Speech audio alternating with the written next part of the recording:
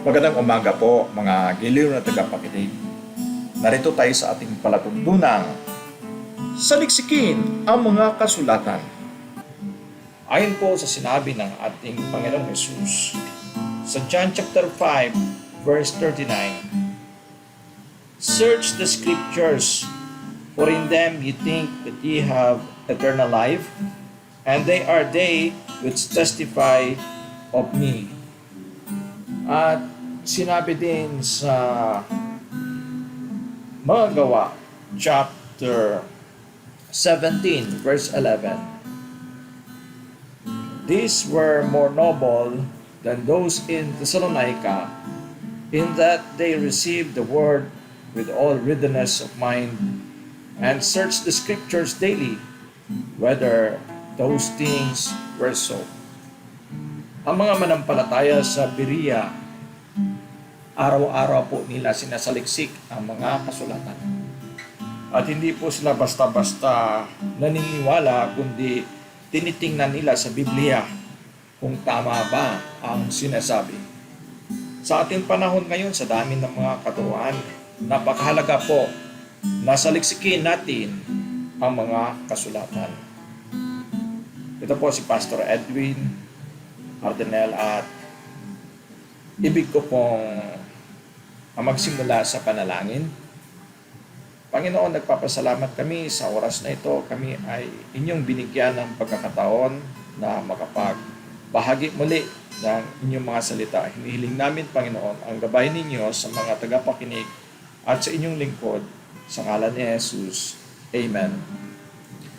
Ang pamagat po na pag-aaralan natin ngayon ay mahalaga ba ang pagsisisi sa kaligtasan, or is repentance necessary for salvation? Sabi nga sa Luke chapter 15 verse 7, sabi nga ni Jesus, I say unto you that likewise joy shall be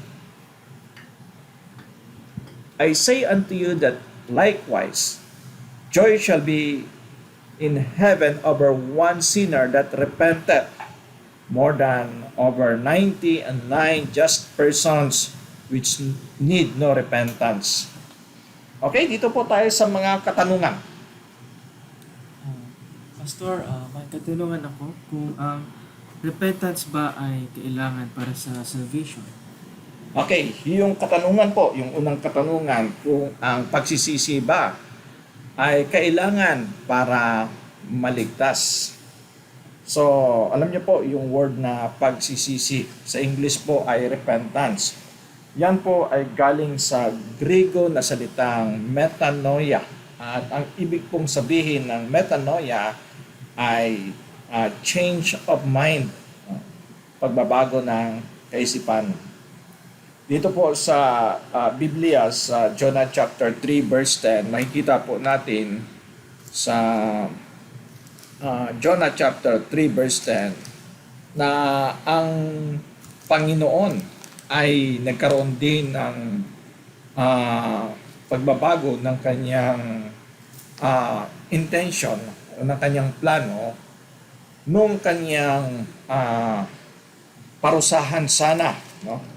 Parusahan niya sana ang mga taga Nineveh, ngunit dahil ang mga taga Nineveh ay nagsisi sa kanilang mga kasalanan, kaya hindi po tinuloy ng Panginoon, nagbago po ang kanyang kaisipan.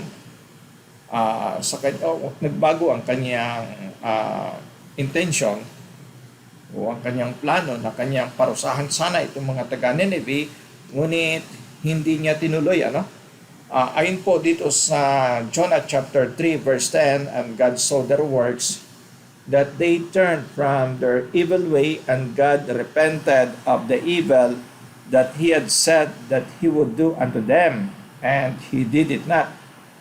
Ngunit kapag ang Panginoon, pag sinasabi sa Bible na siya ay nagrepent, hindi ito tulad sa tao na kinakailangan na magsisi sa kanyang kasalanan kasi wala namang kasalanan ng Panginoon.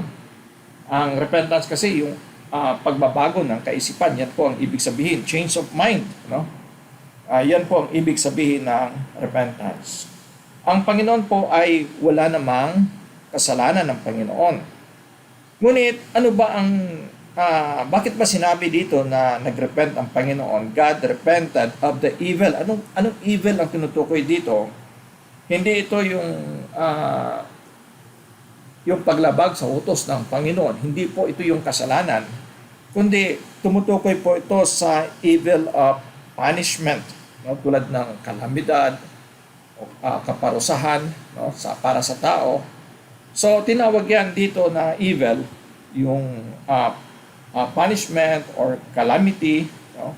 Or mga masasamang pangyayari, bad happenings or bad events or bad consequence. Pero hindi po ang Panginoon nagkakasala kasi ang Panginoon po ay hindi po pwedeng matukso sa kasalanan. Ano?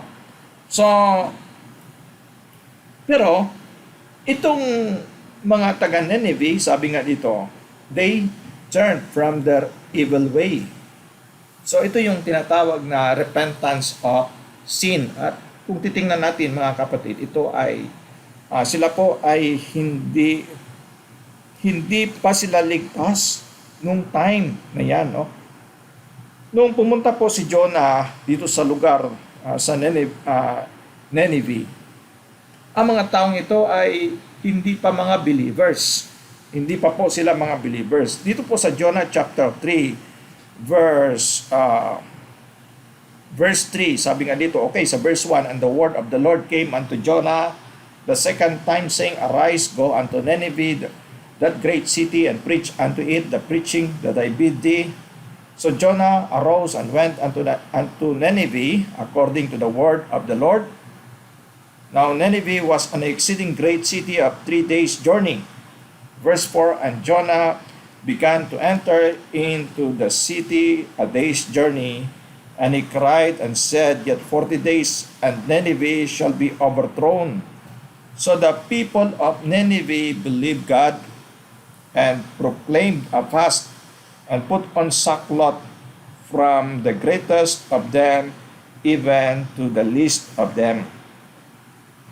So ito yung paglagay nila ng sako, no? At ito yung expression nila sa kanilang pagsisisi. So ang repentance, ito yung pag-decide nila nung sila ay nakarealize sa kanilang kamalian at sila ay nanalig. No? Sabi nga dito, so the people of Nineveh believed God. Ang tao naman hindi naman manalig kung hindi nakarealize. Hindi siya nakarealize sa kanyang kamalian, hindi naman siya mananalig. So, ibig sabihin implied na pag sinasabing believe, understood na dito yung merong pagsisisi na naganap nung sila ay nanampalataya. At itong paglagay nila ng sako, ito yung manifestation sa kanilang pagsisisi. Ito yung gawa nila, ang work is manifestation sa kanilang pagsisisi. Kaya sa verse 10, sabi nga dito, and God saw their works, that they turned from their evil way. So, makita natin na ang works dito, ito yung bunga ng kanilang pagsisisi. That they turned from their evil way. Kaya nga, hindi tinuloy ng Panginoon yung kaniyang plano na parusahan sila kasi sila ay nagsisi sa kanilang mga kasalanan. Now, hindi pa mga believers ang mga taong ito nung sila ay pinuntahan ni Jonah, at nung sila ay nagsisi, naligtas sila sa tiyak na kapahamakan. Naligtas sila sa tiyak na kapahamakan na sa parusa o consequence. No? Hindi lamang yon, kundi sila ay naging believers. Sila ay naging believers sa Panginoon. Of course, meron din kaligtasan sa spiritual. No? Paano natin masasabi na sila ay naligtas? Paano natin masasabi na sila ay naligtas din sa kanilang spiritual? Kasi kung ito ay kaligtasan lamang sa physical, kung ang tinutukoy dito na kaligtasan ay kaligtasan lamang sa sa physical na sufferings. Ibig sabihin, hindi sila ligtas sa spiritual. Makita natin, naligtas sila sa sakuna, naligtas sila sa physical, pero naligtas din sila sa spiritual. Paano natin mapatunayan? Okay, pakibasa daw. Okay, Josh, pakibasa daw dito sa Matthew chapter 12. Matthew chapter 12 verse. Okay. Matthew chapter 12 verse 39 hanggang 41. Matthew chapter 12 verse 39 to 41. But he answered and said unto them, An evil and adulterous generation seeketh after a sign, and there shall no sign be given to it, but the sign of the prophet Jonas. For as Jonas was 3 days and 3 nights in the whale's belly, so shall the Son of Man be 3 days and 3 nights in the heart of the earth. The man of Nineveh shall rise in judgment with his generation and shall condemn it, because they repented at the preaching of Jonas, and behold, a greater than Jonas is here.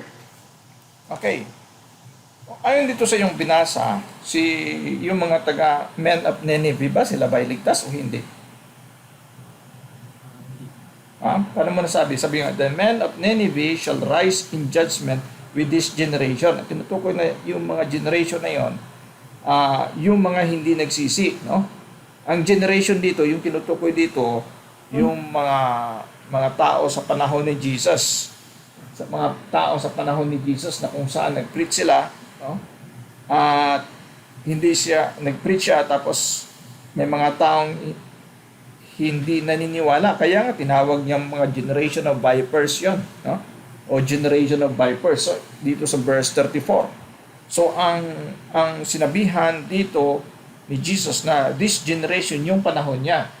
Ang sabi pa dito sa verse 41, the men of Nineveh shall rise in judgment with this generation. Ibig sabihin sila yung tatayo and shall condemn it. Iko-condemn nila yung generation.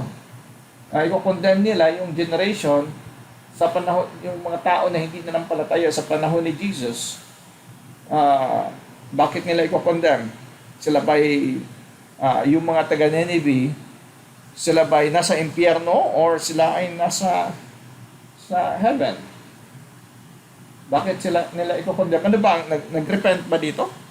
Anong sabi dito? Because they, ano daw? Pakibasa daw sa second phrase. Because they repented at the preaching of Jonas. Okay. So, nag-repent pa sila sa preaching ni Jonah. Yes.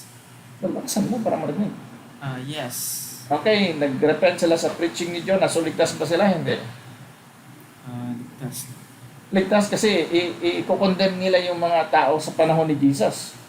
No, ibig sabihin, kayo, hindi kayo nanampalataya. Masigit yung nag-preach sa inyo. Ito nga, si Jonah lang nag-preach sa amin. Nag-repent kaming lahat, buong bansa, nag-repent. Yun ang magiging mangyari doon, na i-condemn nila yung mga tao. Kasi hindi sila makakondemn kung sila hindi ligtas. No? Hindi nila makondemn yung mga tao sa panahon ni Jesus, yung mga taong nag-reject sa panahon ni Jesus, kung hindi naman sila hindi naman sila ligtas. Okay? So, makita natin na yung mga tao sa panahon ni Jonah, sila ay ligtas. At ang point dito sa verse, si Jesus na yan. Bakit hindi niyo pa pinanampalatayaan? Ayun ang maaaring sasabihin ng mga taga Nineveh, no?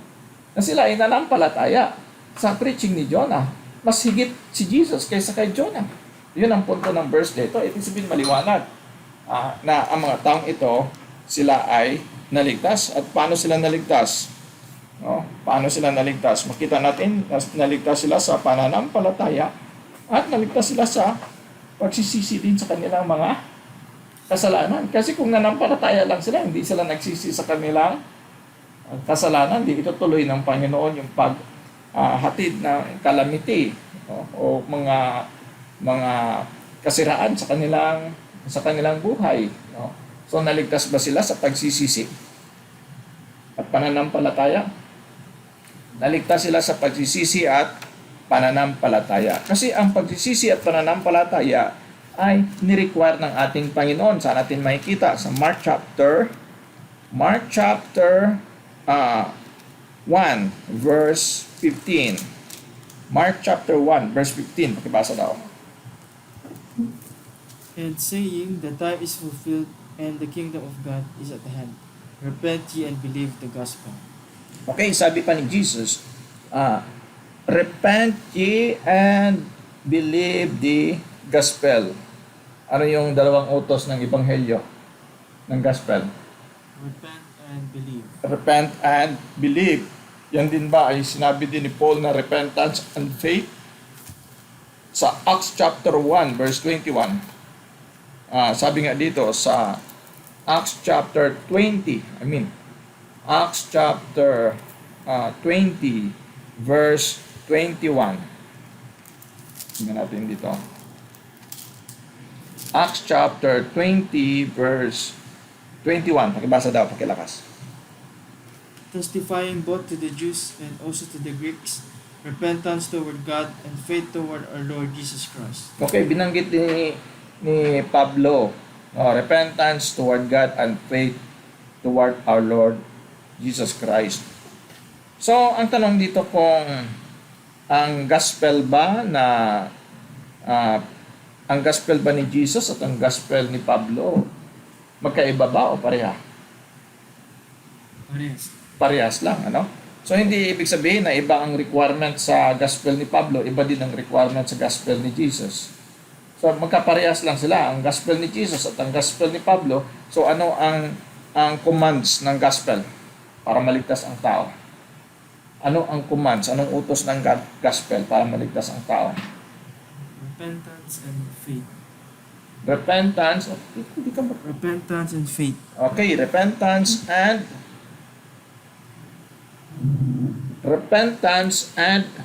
faith. Okay. So, ang dalawang utos, no?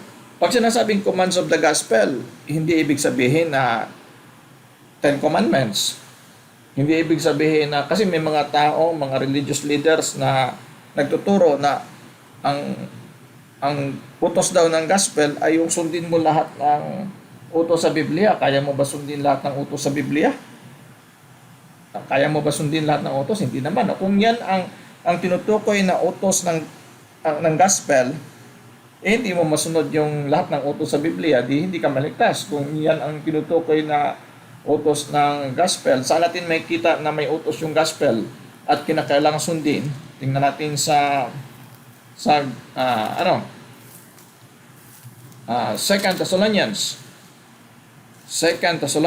chapter 1 verse 8.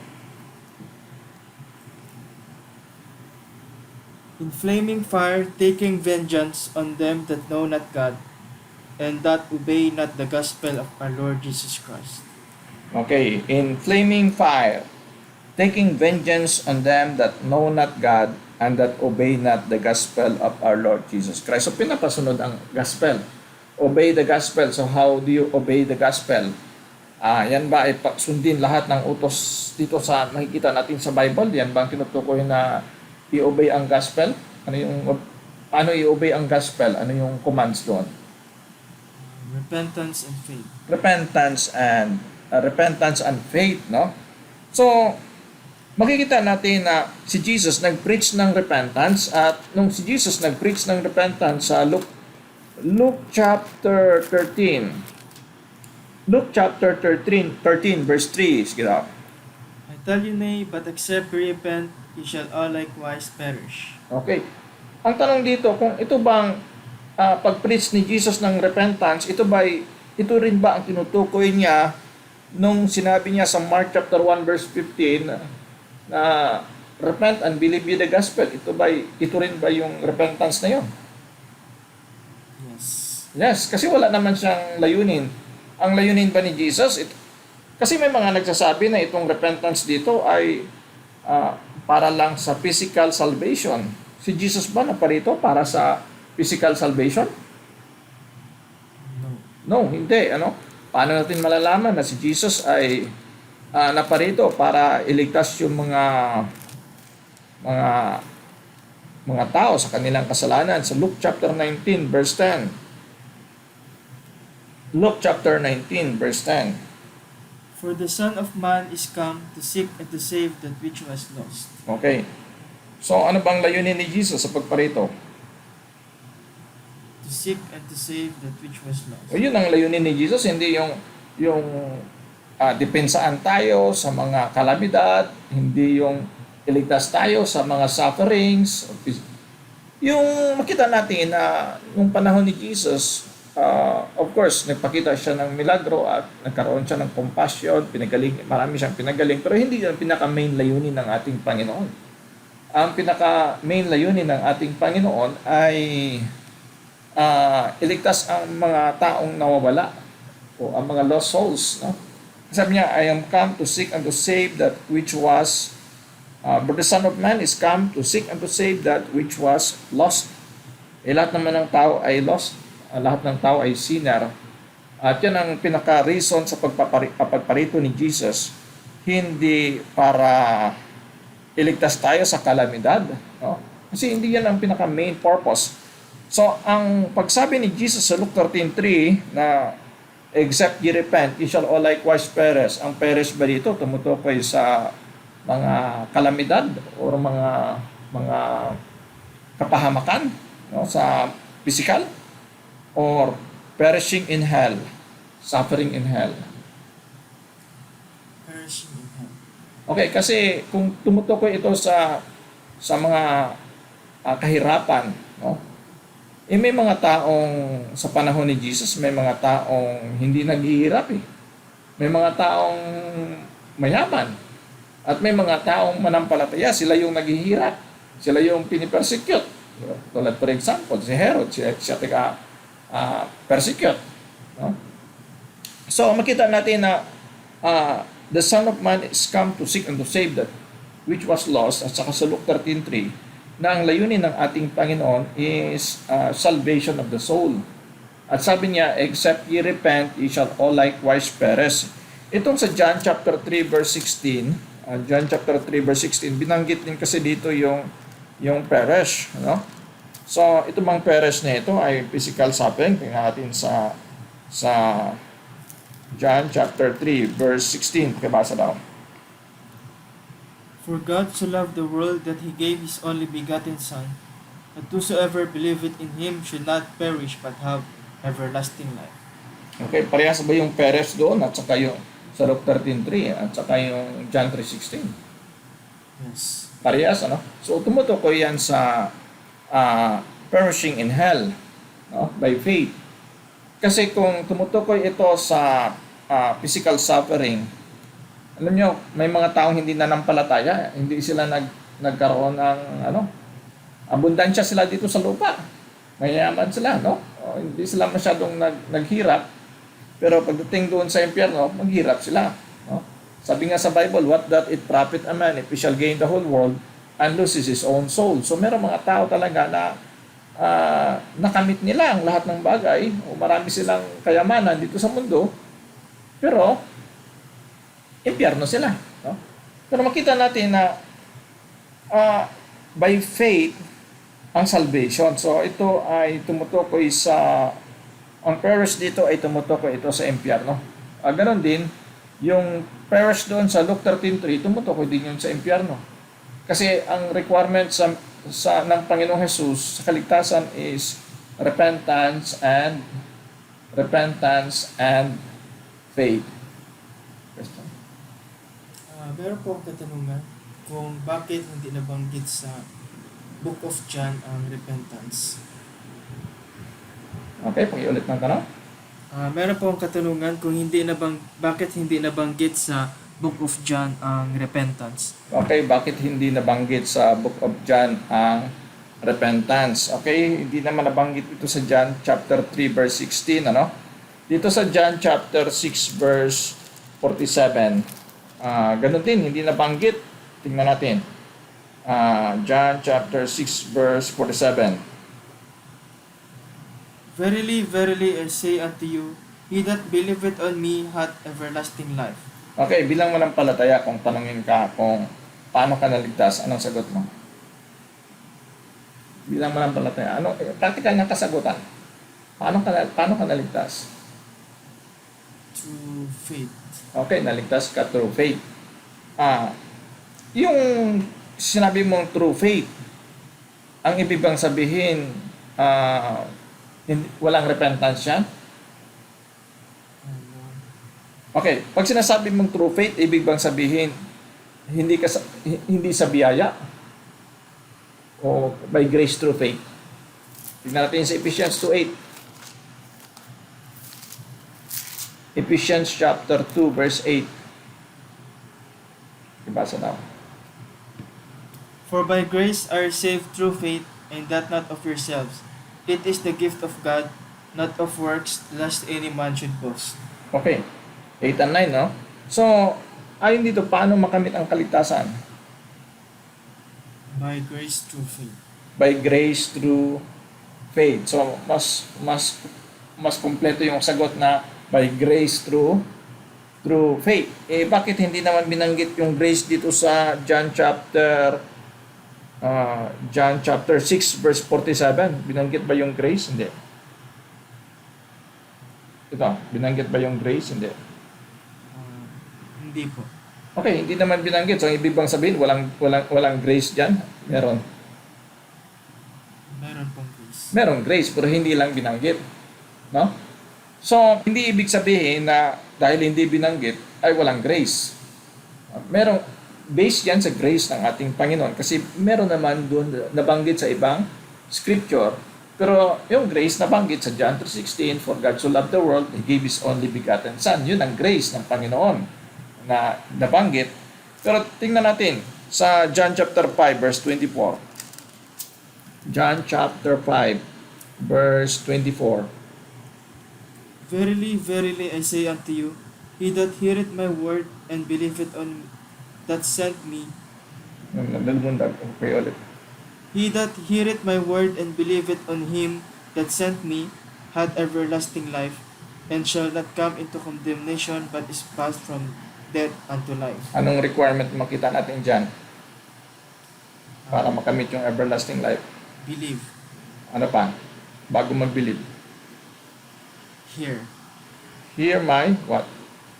Hear the word of God. Hear my word, no? God's word. Hear God's word.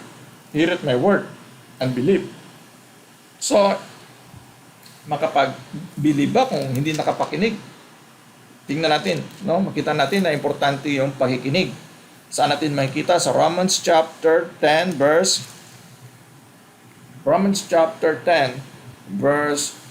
14.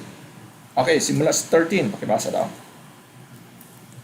For whosoever shall call upon the name of the Lord shall be saved.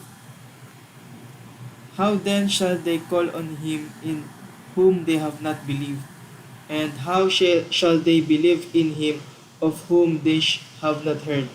And how shall they hear without a preacher? Okay, sabi nga dito, how shall they call on him in whom they have not believed? And how shall they believe in him of whom they have not heard? And how shall they hear without a preacher? Sa verse 17, basa daw. So then faith cometh by hearing, and hearing the word of God. Hearing by the word of God. Ang tanong dito kung kailangan bang makapakinig para manampalataya? Yes. Kailangan ba makapakinig ng preaching? Yes. Okay, kailangan makapakinig ng preaching. So pag nabasa mo dito sa John chapter 3 verse 16, binanggit ba yung pakikinig? John chapter 3 verse 16, binanggit ba dito yung makinig mo na? Hindi. Binanggit ba? Hindi po. Pero ibig bang sabihin nito na hindi kailangan ng pakinig or kailangan? Kailangan po. Paano mo nalaman na kailangan? Sabi po sa verse. Okay, sabi sa verse sa John 5:24 at saka sabi sa verse sa Romans, Romans chapter 10, verse 14 at saka sa verse 17. Dito sa Ephesians chapter 2, verse 8, binanggit ba dito ang pakikinig? Hindi. Ephesians chapter 2, verse 8, for by grace are ye saved through faith. Binanggit ba dito ang pakikinig? Hindi. Hindi po. Hindi binanggit. Pero ibig bang sabihin na hindi kailangan ng pakikinig? Kailangan po. Kailangan ng pakikinig, no? So, ang tanong, kung hindi binanggit ang repentance, ibig bang sabihin na hindi kailangan ng repentance? Kailangan po. Kailangan ang repentance. Paano malaman na kailangan ng repentance? Sino nagsabi? Sabi po sa verse. Saan verse? Luke 13:3. Luke 13:3. Sino nagturo niyan? Na kailangan ang repentance? Para hindi mapahamak. Sino ang nagturo? Sino nagsabi? Sino nagsasabi nito? Si Jesus Christ. Okay, si Jesus. Ito bang tinuturo ni Jesus? Ito ba may kinalaman sa pagsunod sa ebanghelyo, sa gospel? Ito ba sabi ni Jesus sa Mark chapter 1 verse 15? Sabi ni Jesus, pagibasa daw. And saying, the time is fulfilled, and the kingdom of God is at hand. Repent ye and believe the gospel. So yung pagsisisi ba ay at pananampalataya, yan ba ay ang pagsunod sa ebanghelyo? Yes. Okay, so kailangan yung repentance kasi utos ng ebanghelyo. Paano masunod yung utos ng ebanghelyo kung alisin mo ang repentance, maging no? Hindi mo na sinunod si Jesus. Si Jesus ang nagbigay ng utos. No? So ibig sabihin, hindi pwedeng magbigay ng panibagong doktrina si John. Hindi ibig sabihin na pag sinabi ni John na believe, hindi ibig sabihin na walang repentance. No? Hindi ganun ang ibig sabihin. So pag nakita ka ng verse, hindi ibig sabihin na walang repentance, walang hearing. Pag nakita mo lang, dahil faith lang nakita mo, dahil believe lang nakita mo, hindi ibig sabihin na interpret mo na without repentance. No? So, si John ba, nagtuturo ba na hindi ba talaga si John nagturo na mahalaga ang repentance?